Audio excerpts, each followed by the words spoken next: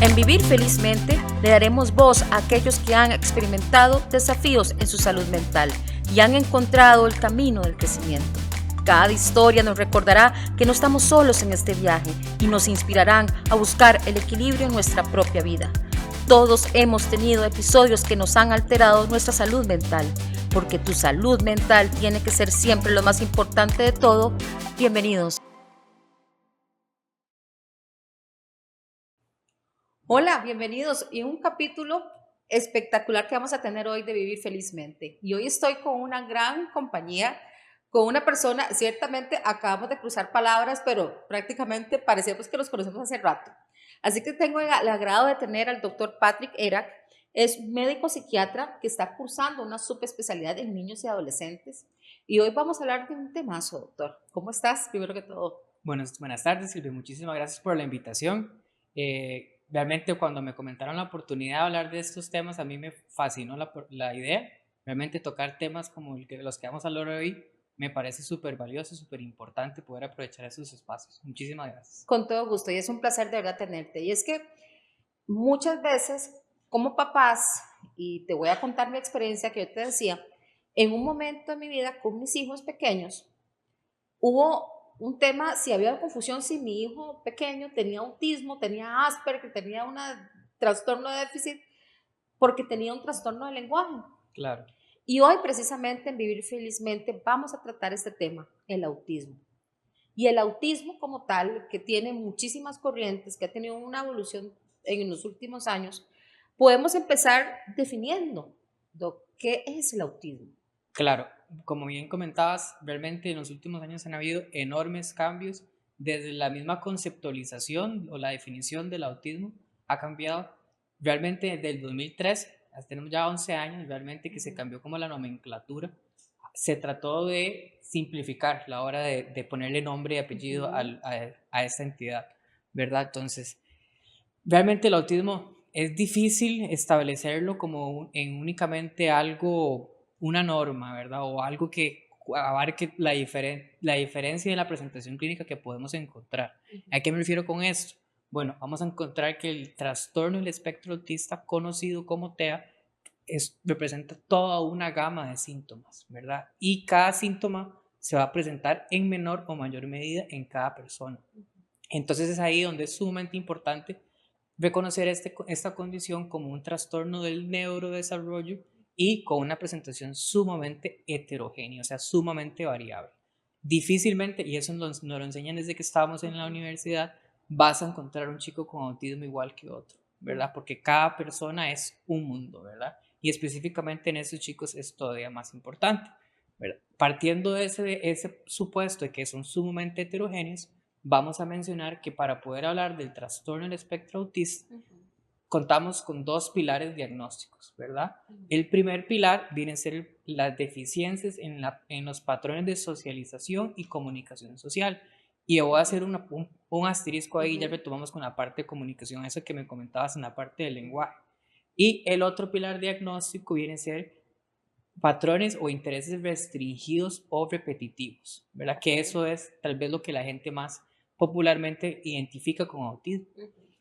Hablando con la parte de comunicación, el trastorno del lenguaje o deficiencias en la comunicación verbal o trastorno del lenguaje como tal, históricamente se ha asociado a autismo, pero no todo trastorno del lenguaje corresponde a un paciente o a una persona con autismo. Entonces es muy importante hacer esa diferenciación que tal vez representa un poco lo que vos comentabas con tu hijo. Claro, porque en ese momento yo te decía que casi que había que medicarlo y que había que hacer un poco de Claro, cosas.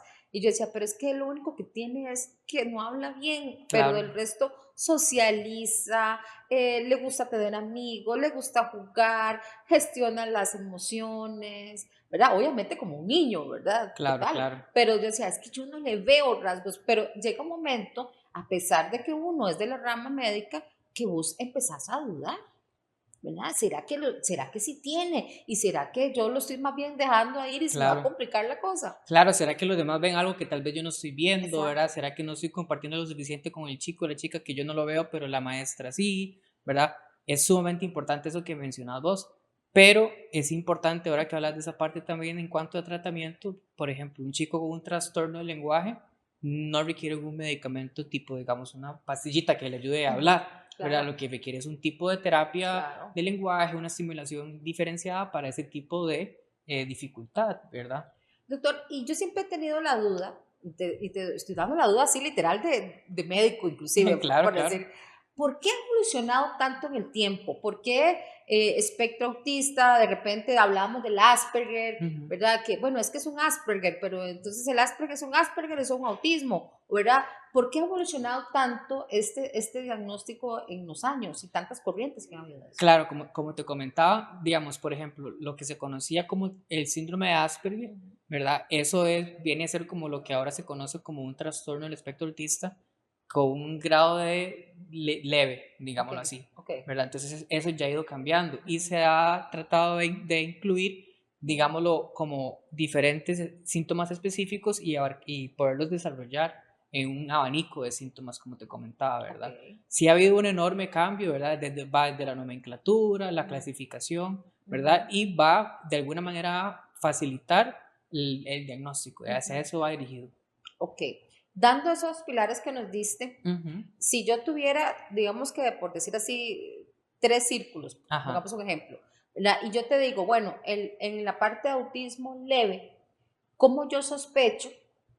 Vamos a ver, que mi hijo tiene tal vez algún problema de este tipo. O claro. esta, vamos a ver, es que problema suena muy fea esa palabra, la verdad. O, ¿qué podemos decir? Es como Como una condición, ¿verdad? Más bonito condición. suena. Ok, ¿cómo hago yo para sospechar en esa condición? ¿Y cuándo puedo sospechar o pensar de que esto es algo leve o que es algo más serio? Claro. ¿Cómo podemos hacer esa diferencia? Bueno, realmente para hablar un poquito de la parte Ujú, diagnóstica que estás como preguntando esa parte, realmente hay, es todo un tema, en el sentido de que a esos chicos, entre más temprano logremos hacer un diagnóstico, vamos a tener mejor pronóstico, ujú, porque vas a poder darles diferentes intervenciones como de manera más oportuna o más ujú, temprana. Pero tiene como la salvedad de que entre más joven o más niño sea el chico, ujú, más difícil establecer el diagnóstico, ¿verdad? Entonces, en ocasiones nos llegan con chicos de brazos, ¿verdad? Lactantes aún, y es sumamente complicado hacer un diagnóstico en esos chicos, ¿verdad? Diferente es cuando ya estamos con estos chicos que están expuestos a la socialización, por ejemplo, cuando ya hay una inserción en el sistema educativo, ¿verdad? Cuando ya hay como una mayor exigencia de su entorno, ¿verdad? ujú, Mayor interacción con pares, o menos se supone que hubiera mayor interacción con ujú, pares, ¿verdad? Es muy difícil hacer un diagnóstico, como te decía, en chicos muy jóvenes. ujú, No es que no se pueda hacer, claro, en ujú, casos muy severos sí se puede, ujú. pero entre más temprano a veces cuesta, pero no por nada, no por eso no tenemos que intentar hacer ese ejercicio de hacer el diagnóstico temprano. Claro, porque es que si nos ponemos a ver en edades tempranas, por Ujú, ejemplo, los chicos todavía no tienen un desarrollo de un lenguaje, claro. claro, Hay algunos que, sí, pues, hablan, ¿verdad? Así como todo, ¿verdad? Que hay unos que parece que nacieron hablando literal, ¿verdad? claro, Pero es muy difícil en esas edades, sobre todo porque por un tema emocional de ellos, ujú, la parte de comunicarse es un poco más difícil. A veces algunos son temerosos, sí. ¿verdad? Porque también hay uno se pone a pensar, pero ¿qué pasa si el chiquitillo es tímido también, ¿verdad?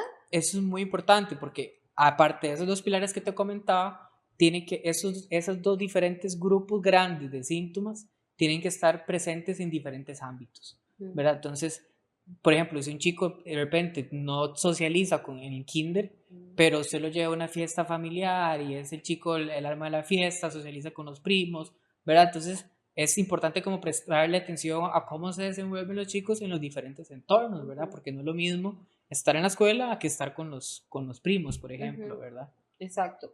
Entonces, dentro de los síntomas, por ejemplo, en un grado severo, Ujú, que usted ve al niño y dice, ay, sí, definitivamente este chico, tenemos que terminar de hacerle, me imagino que alguna escala, algunos ujú, de ese tipo de diagnósticos que se hacen claro, en los chicos, ¿qué síntomas podría yo, digamos, y esto para que en casa que nos ven podamos decir, ah, mira, de repente este chiquitín, de repente no ha sido diagnosticado adecuadamente, ¿verdad? Y sobre claro, todo por el tema pronósticos. claro. Bueno, partamos que poder clasificar los grados de severidad, Ujú, eso va de la mano de los diferentes requerimientos de apoyo que los chicos van a necesitar, ¿verdad? No por nada el grado 1 es el leve, es el grado que pasa más habitualmente desapercibido.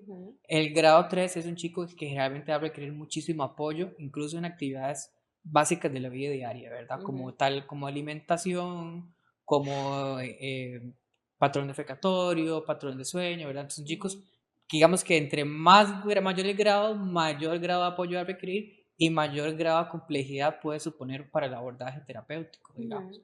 Entonces, recordemos los dos pilares, ¿verdad? Entonces, es como, no se trata de como ir haciendo como un checkbox de síntomas, ¿verdad? Porque como te digo, cada síntoma puede presentarse en una gama o una diferenciación de intensidad, ¿verdad? Pero sí se trata como de ir explorando bien realmente cómo se desenvuelve cada chico en diferentes entornos, como te decía ahora. ¿Hay alguna, digamos que dentro de las comorbilidades que estamos, y hablamos de comorbilidades, aquellas condiciones también que puedan estar presentes en estos niños, cuáles son las más frecuentes que podemos encontrar en el autismo? Eso es una pregunta súper, súper importante. Veamos, el trastorno del espectro autista habitualmente, o sea, ha tendido a confundir mucho con lo que es la discapacidad intelectual, ¿verdad? Y realmente no necesariamente, ¿verdad? Nuevamente volvemos a lo mismo, ahí es donde podemos encontrar chicos con trastorno del espectro autista, todos los diferentes síntomas, que tengan el trastorno como tal y tengan la discapacidad intelectual comórbida. Hasta un tercio de los chicos con trastorno de espectro autista pueden presentar un tipo de o cierto grado de discapacidad intelectual, más no toda discapacidad intelectual tiene un trastorno de espectro autista. La discapacidad intelectual es la comorbilidad número 1. De la mano está el trastorno de déficit atencional y hiperactividad, que ese es otro temazo, ¿verdad? Otro temazo, ¿verdad? Los chicos hiperactivos e inatentos. Es sumamente importante. Ese viene a ser como la otra comorbilidad. Y otra comorbilidad es los diferentes trastornos del aprendizaje, ¿verdad? Chicos que ya tienen dificultades para la lectoescritura, para la matemática, ¿verdad? Entonces es sumamente frecuente también. Frecuente ese tipo de cosas. Y es que, vamos a ver, ¿qué pasa? Yo siempre he tenido una duda, ¿verdad? Y ya te digo por qué te voy a hacer esta pregunta. Porque últimamente se ha mencionado mucho, o se ha puesto, vamos a ver, muy de tendencia, el tema del trastorno de déficit atencional en el adulto, ¿verdad? Pero si yo de niña tengo un autismo leve, por ejemplo, que tal vez no parecía, pero no se diagnosticó, ¿qué pasa cuando evolucione yo a mi vida adolescente adulto con un trastorno así leve? Ok, reconceptualicemos el trastorno del espectro autista como tal en el sentido de que es una condición del neurodesarrollo. ¿Qué quiere decir eso? Pues eso nos va a acompañar para toda la vida, ¿verdad? Parte del abordaje terapéutico o el motivo de las intervenciones oportunas está dirigido que tenga el menor impacto en la vida de las personas, ¿verdad? Entonces, por ejemplo, ese caso que me expones, un autismo leve, grado 1, ¿verdad? Si se le dan las respectivas apoyos, puede que no requiera ningún apoyo a larga data, digamos, o a largo plazo, ¿verdad? Entonces es importante como ese concepto, ¿verdad? De neurodesarrollo nos puede acompañar a lo largo de toda la vida en menor o mayor intensidad acorde a la estimulación o los diferentes apoyos que tengamos a lo largo de nuestra vida. Ahora, me imagino que en ese tipo de situaciones, el insight, y cuando hablo, parto del hecho del insight, es como tener conciencia de que tengo algo, ¿verdad? ¿Sí? Yo soy consciente que tengo, no sé, diabetes o cualquier enfermedad, ¿no? Sí. Pero en la parte mental, y te lo digo como estudiante, cuando uno hacía las valoraciones y los exámenes estos mentales a los pacientes, uno sabía que los pacientes ya sea con depresión, ansiedad y tenían insight o conciencia de que tengo un problema, era muchísimo más fácil el tema de la terapia, un poco más poderlos llevar ahí, educarlos en su condición. Ahora, ¿en el autismo sucede lo mismo? Pues como todo en lo que son condiciones de salud mental, como vos decías muy bien, entre mayor conciencia de la enfermedad, mayor apertura a recibir las diferentes terapias, los diferentes abordajes, la asistencia a citas, incluso mayor posibilidad de la toma del medicamento cuando se requiera, ¿verdad? Pero sí, no todo chico con autismo va a tener desarrollado lo que es la introspección o la conciencia de la enfermedad. Es algo que también nosotros tratamos de trabajar, porque obviamente entre más se trabaje, pues mejor pronóstico pueden tener esos chicos. Qué interesante. Ahora, Evolucionando ya en la Ujú. parte del diagnóstico, bueno, uno como papá, y soy honesta, la gente cuando te dice a vos autismo, se asusta. Sí, Y hay mucho miedo, y que si esto, que si que vacunas, y que si todas aquellas teorías, ¿verdad? Que la gente le tiene miedo porque pueden desarrollar autismo. ¿Qué pasa cuando yo ya tengo el diagnóstico, ya llegamos a un especialista como vos, y vos me dices, ujú, mira, sí, tu hijo tiene, y ahora qué sucede? Como con el, bueno, con el chico, con el tema del papá, ujú, el tema de terapia. Yo estoy segura que si a mí me pasara, tendría mucho susto claro, y me sentiría muy perdida, a pesar de que soy de la rama médica. claro. Y aún así entendiéndolo, eso debe dar mucha angustia a los papás. Sí, es ahí donde pues uno trata de dar la mayor explicaciones claras, concisas, abarcar dudas, porque Ujú, podemos hacer lo mismo, cuando tenemos un cuadro tan heterogéneo, las dudas al respecto que podemos tener en esos casos pueden ser sumamente variadas, ujú, ¿verdad? Entonces es importante explicarle a los padres, y ujú, ojalá los que nos escuchen se lleven este concepto, de que es un trastorno neurodesarrollo, nos va a acompañar a lo largo de toda la vida. ujú, Mm, La importancia del apoyo o el tratamiento es que tengan el menor impacto en la vida de las ujú, personas y que nos podamos desarrollar de la mejor manera posible, ¿verdad? ujú, Entonces sí, pueden haber muchas dudas, es importante abarcarlas de manera puntual cada uno, ujú. pero lo más importante es hay que estimular, hay que dar terapias, hay que dar acompañamiento a esos chicos. Y ya una vez de adultos, ellos que hacen su vida, pueden tener su pareja, se les hace difícil esa parte. Y yo siempre pregunto, ¿verdad? Dios mío, uno dice, pensar en el futuro siempre genera ansiedad, ¿verdad? Uno, ¿verdad? Pero bueno, uno siempre se pregunta eso, porque Sí, digamos que de repente es la pregunta de los papás también, uy, ¿qué será de mi hijo? ¿Será que yo siempre voy a tener que estarlo ahí acompañando? ¿Qué sucederá si yo no voy a estar y de ujú. repente se podrá desenvolver de una vida adulta? Por definición, como te Ujú, decía, definición, criterio A, los criterios ujú, diagnósticos que nosotros utilizamos, está la dificultad en la interacción y en la comunicación social o en la reciprocidad social. ujú, Entonces, a esos chicos sí, por definición, les debería costar a lo largo de la vida establecer relaciones interpersonales, ¿verdad? ujú, Pero no por eso no lo van a lograr, claro. ¿verdad? Parte de las terapias están dirigidas a eso, a Ujú, promover que los chicos tengan ese mayor sociabilidad, ¿verdad? ujú, Entonces, sí, en mayor o menor medida, ¿verdad? Yo sé que a veces las respuestas pueden sonar como ambiguas, sí, pero es que cada caso puede ser tan diferente. heterogéneo, ¿verdad? Ujú, Pero sí, es importante que uno busque que estos chicos ujú. alcancen esta socialización.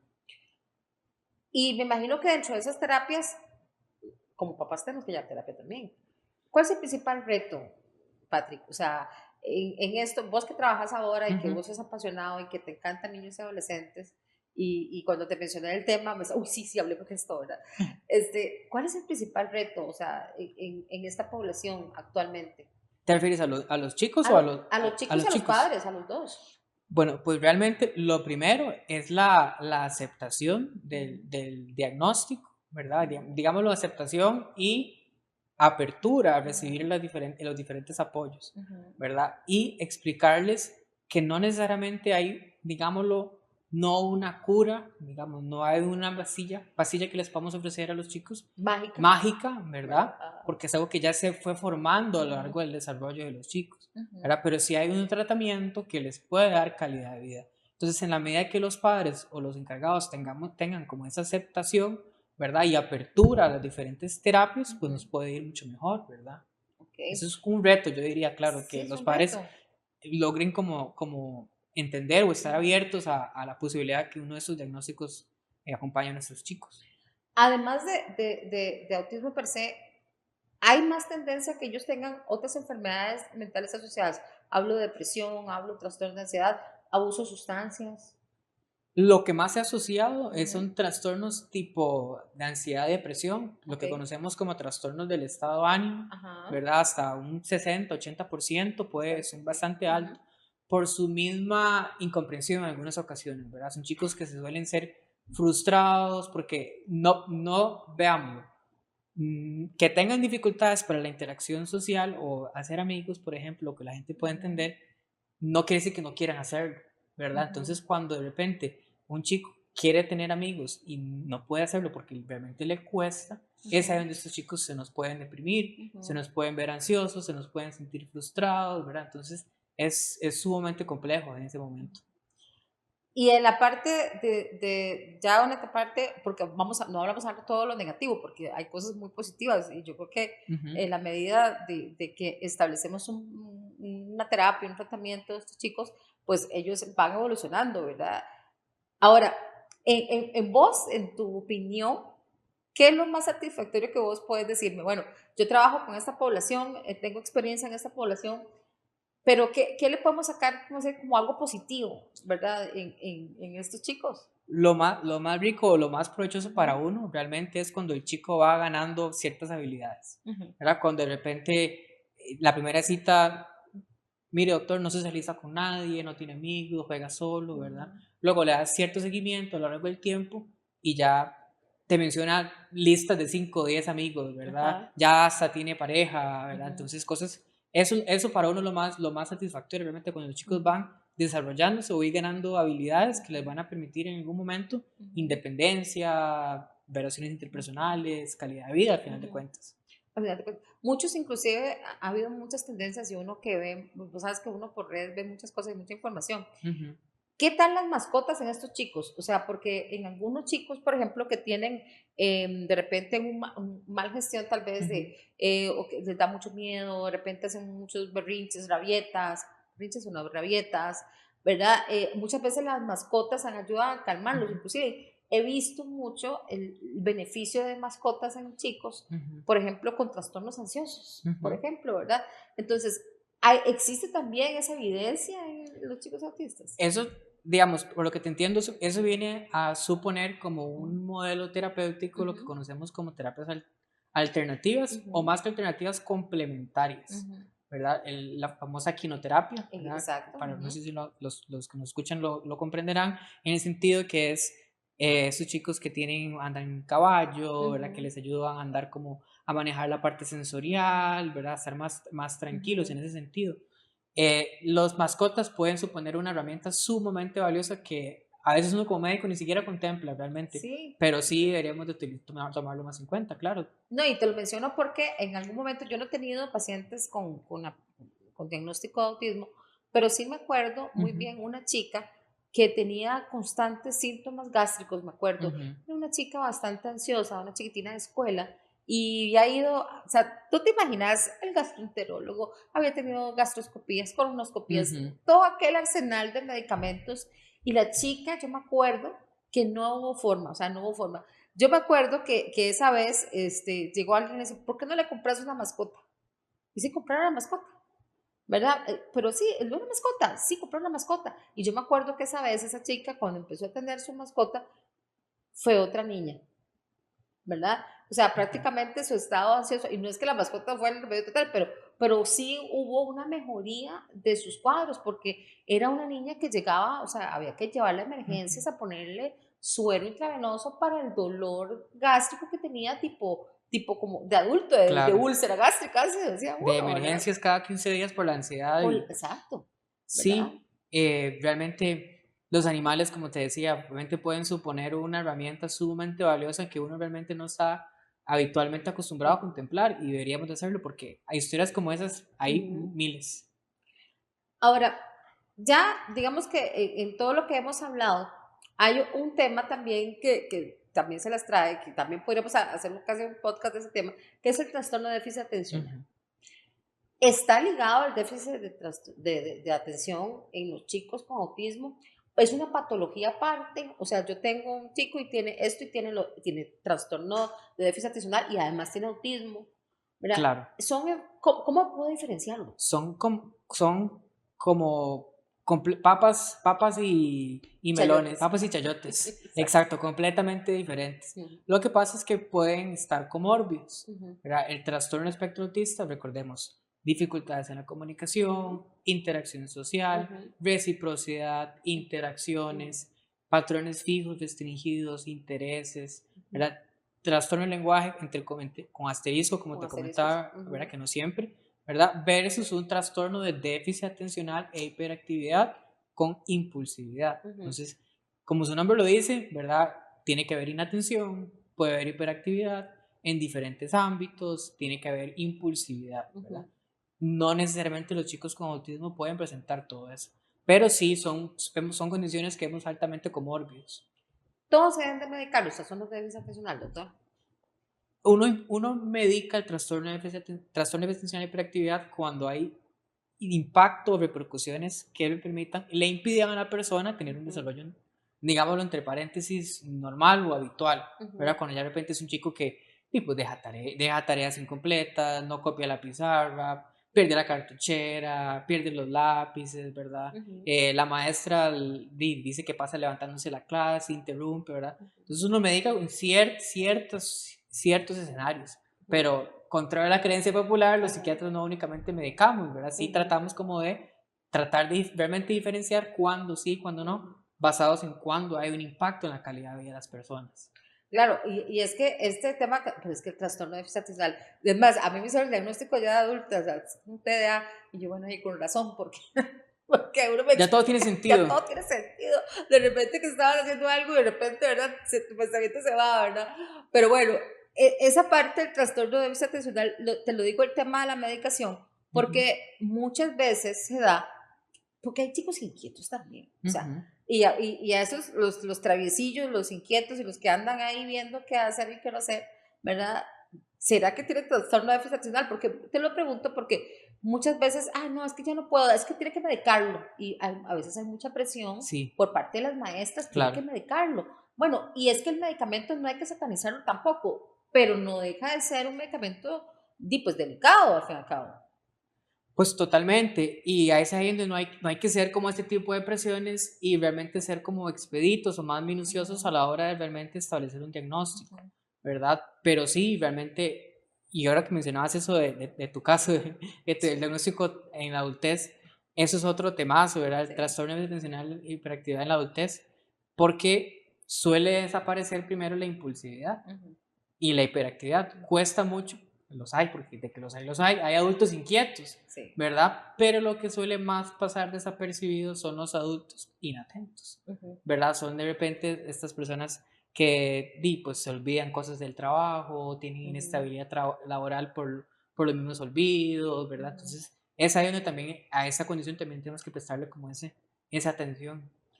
Bueno, sí, de hecho, te lo digo porque yo últimamente todo lo escribo, lo que no escribo se me olvida. O sea, a veces sí recuerdo, lo tengo muy presente, pero esa parte es en el chico también es relativa. Ahora, todos los niños, pues los niños siempre van a ser exploradores, los niños siempre van a querer jugar, y ciertamente, pero yo digo, por ejemplo, y siempre le digo a las mamás, bueno, pero ¿cómo le va a la escuela? O sea, ¿cómo le va al chico con sus calificaciones? Cuando el chico, porque hay chicos que son sumamente brillantes, y de repente el chico no ocupa toda, o sea, con solo aquella explicación que dio en la pizarra, le quedó así, y usted llega a la casa y le explica todo así, ¿verdad? Al dedillo prácticamente. Pero es que no pone atención y pasa inquieto, pasa una mosca y, ¿verdad? Y o sea, terrible, ¿verdad? Pero son niños que tienen una capacidad intelectual que no hace que tengan una baja calificación. Claro, es que vamos a lo mismo, no necesariamente un trastorno de déficit atencional y hiperactividad va de la mano con una discapacidad intelectual o un bajo rendimiento académico, porque esos chicos, como te digo, podemos topar chicos con una discapacidad intelectual, como el ejemplo que vos mencionabas muy bien, podemos topar chicos brillantes, ¿verdad? Que si, por ejemplo, se les llegara a ofrecer un tipo de medicación porque detectamos esa situación, pues de chicos brillantes, ¿verdad? Al igual que con el trastorno espectro autista, ¿verdad? Podemos topar chicos con la comorbilidad de discapacidad intelectual, con trastorno espectro autista o TEA, como podemos topar chicos con TEA brillantes, ¿verdad? Prodigios en un montón de diferentes situaciones. ¿Puede ser el TDA un enmascarador de depresión en los chicos? Más que el TDA de depresión, la depresión de TDAH. En el sentido de que un chico que está deprimido, que está triste, que está con desmotivación, nos puede parecer un chico distraído, ¿verdad? Un chico inatento, y más bien es un chico que está tal vez, como quien dice, con la pensadera en sus síntomas depresivos. Entonces, suelen también, nuevamente, aquí todo va a poder ir de la mano. Todo va de la mano, puede ir o como no puede ir de la mano. Entonces, es importante también, cuando estamos con estos escenarios, explorar esos síntomas en cada valoración también. Ok, entonces, viendo ya, y para ir haciendo este cierre Claro. de este podcast, podemos decir, o sea, a tu experiencia, a lo que vos haces, a lo que te estás especializando, me parece formidable, porque yo siempre he pensado que la población, los niños, pero sobre todo los adolescentes, Ujú. en nuestro sistema de salud están ahí como en el limbo, ¿verdad? Porque no son adultos, no son Claro. niños, y están ahí en el limbo, ¿verdad? Entonces, a mí me encanta mucho cuando hay gente que se especializa en adolescentes. Ay, yo, qué maravilla, porque a veces es una población especial que Claro. tiene sus ansiedades, sus miedos, sus preocupaciones y muchísimas cosas, ¿verdad? Aparte que aquella, ¿verdad? Todo aquello que puede haber, bueno, ahora son un poco más intensos, ¿verdad? Ujú. Pero yo le digo por mi hija, porque ahora los chicos son como toda una intensidad tremenda. Pero, ¿qué reflexión podemos tener ya al finalizar Ujú. sobre estas dos condiciones, sobre autismo, sobre trastorno de déficit atencional? Esto basándonos en el hecho de que nos asusta, que es un Ujú. diagnóstico que es, yo le siempre he dicho, y perdón que haga la analogía, Patrick, porque era como cuando usted le decía al papá que el chiquito era asmático. Ujú. Ay, no, doctora, Claro. ¿verdad? Porque antes el asma era terrible y cuando usted tenía asma en aquellos tiempos casi que los medicamentos casi que le van a dañar el corazón, uno Claro. sí sabía en esos tiempos, pero ahora ya no, ahora es otro tema y otros medicamentos y los chicos evolucionan súper bien. Pero en estos diagnósticos que a los papás realmente nos da susto, ¿qué reflexión podemos hacer? ¿Qué crees vos como para ayudarles a sus papás? Yo creo que lo más importante que nos podemos llevar de estas dos entidades es realmente como padres tener apertura y que este temor no nos imposibilite o nos limite el acceso a que nuestros chicos reciban el apoyo que realmente necesitan, ¿verdad? Porque como te decía, muchos de esos chicos reciben el apoyo, y no me refiero aquí a específicamente tratamiento, Ujú, muchos de esos chicos pueden tener una vida sin ninguna alteración, ujú. digámoslo así. Entonces, que ese temor como padres no nos limite o no nos frene a buscar la ayuda que esos chicos pueden necesitar, porque les hace la diferencia realmente. La ayuda temprana, oportuna, marca la diferencia en esos chicos. Y no tener miedo, o sea, también, o sea, yo creo Claro, que confianza en los médicos, y yo estoy segura, en nuestro país hay un grupo de médicos, de psiquiatras, de terapeutas, de gente especialista en la parte de neurodesarrollo, claro. impresionante. Así que, bueno, vos, Patrick era psiquiatra, que nos acompañó hoy en Vivir Felizmente, muy contenta, tenés consulta privada en Escazú y La Bruca, me dijiste. Correcto, sí.